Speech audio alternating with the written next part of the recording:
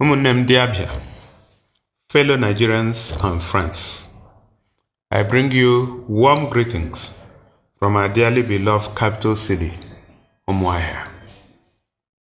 Let me specially thank you for tuning in to this special broadcast where I shall be addressing a few important national issues, how they affect us here in the state, and the best part for us as a people in an earnest push for progress and genuine development. For the past few months, we have had expressions of dissatisfaction from various quarters. Recently, the sentiments of disaffection have snowballed into threats of protests across many regions, states, and cities in the country. Clearly, there is evidence that all is not well in the polity, as it would be uncharitable to dismiss the genuine angst of millions of our compatriots who have been caught up in the rising wave of economic troubles, such that despite their best efforts, they still struggle to meet their daily needs.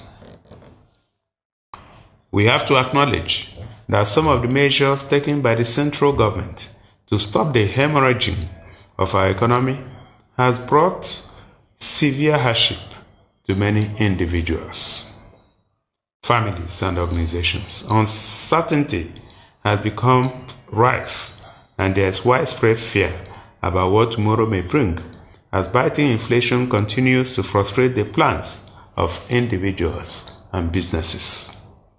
While it is fair to acknowledge the present pain, it is also proper to realize that what we are suffering today is the culmination of years of poor judgment in the management of the national economy.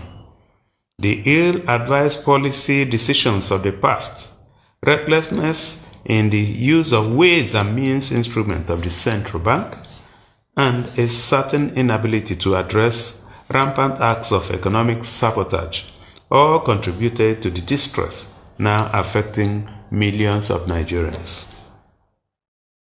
Much of the steps taken by the federal government, including removal of petroleum subsidy, are aimed at ending years of abuses and cronyism, and ultimately redirect national resources to areas of genuine needs, especially infrastructural development, and other initiatives that can improve the economy through job creation and holistic reset of the real sector to drive long-term growth. It was clear from the get-go that these corrective measures will come with pain and inconveniences. Even then, the expectation was that the pain will be short-lived, while the gains will ultimately set the national economy free to serve. So far, the expectations have not been materialized, and our compatriots are losing patience. This explains what now seems like a resort to protests for many who apparently have lost hope in the promises of economic rejuvenation. Again, I would like to acknowledge that the right to protest is a democratic one, which adds to the appeal of democracy. We are a democratic nation, and citizens to whom the leaders are all accountable to are free to always express their dissatisfaction, especially when their basic needs are not met. At any rate, the subject of protest, which has become very popular in Nigeria at the moment, must be understood broadly. While street protests appear to have gained ascendancy over the years, when citizens want their government to take a different course on an issue, one must also look at the downside, including the destruction and carnage, sabotage by fifth columnists working for various interest groups, infiltration by thugs and criminal gangs, leading to unexpected new realities, and the impact on those on the lower rungs of the economic ladder who rely on each day's earning to survive.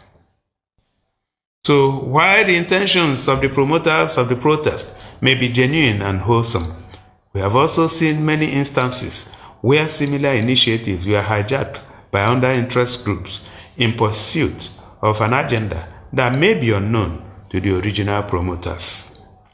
These are very uncertain times, and one must call for caution, lest that which had been intended to remedy a bad situation becomes a spark that causes an inferno that may consume the innocent, the weak, and the vulnerable.